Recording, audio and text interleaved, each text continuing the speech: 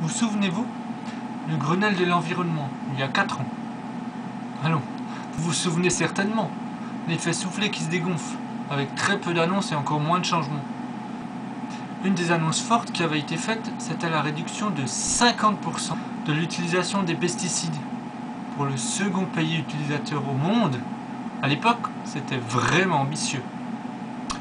Mais ce n'était qu'une annonce, évidemment. Depuis, on est passé de la seconde à la 3e place, mais ce n'est pas faute d'avoir diminué nos doses. Des fois, l'Union européenne a une certaine utilité. Si. Surtout en matière d'environnement, en fait, où la France viole ses propres lois. Sauf que là, une loi européenne a été faite. Interdiction d'épandage aérien. Vous savez, ces épandages qui gaspillent les 3/4 des pesticides qui vont systématiquement finir dans les nappes phréatiques et dans l'air. Alors, on nous dit qu'ils font du rase-motte et que l'épandage aérien est aussi précis que l'épandage du tracteur. Bon, déjà au niveau du tracteur, laissez-moi douter. Et puis, avez-vous déjà déversé un sac de sable quelque part? Immédiatement, vos vêtements vont devenir bruns. Même si vous avez visé là où vous vouliez, tout simplement parce que l'épandage aérien que vous venez de réaliser va faire voler certaines particules les plus légères. Pensez sérieusement que ce n'est pas la même chose pour du liquide? Allons, revoyez vos cours de physique. Mais en France, fidèle à sa destruction de l'enseignement, qui est un tout autre sujet, j'avoue, la physique n'a pas lieu d'être.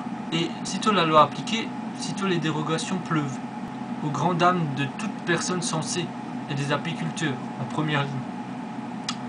Car malgré le fait qu'ils leur fournissent des pollinisatrices de façon gratuite, les agriculteurs n'hésitent pas un instant à les flinguer année après année, sans jamais rendre de compte aux apiculteurs, et encore moins la biodiversité qu'ils massacrent entièrement uniquement pour nourrir des bêtes destinées à nos assiettes.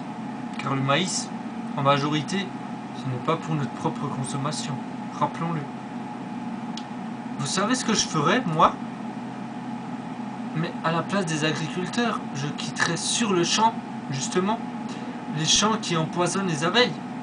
Avec des millions de pollinisatrices en moins, peut-être qu'enfin les agriculteurs se mettraient à réfléchir.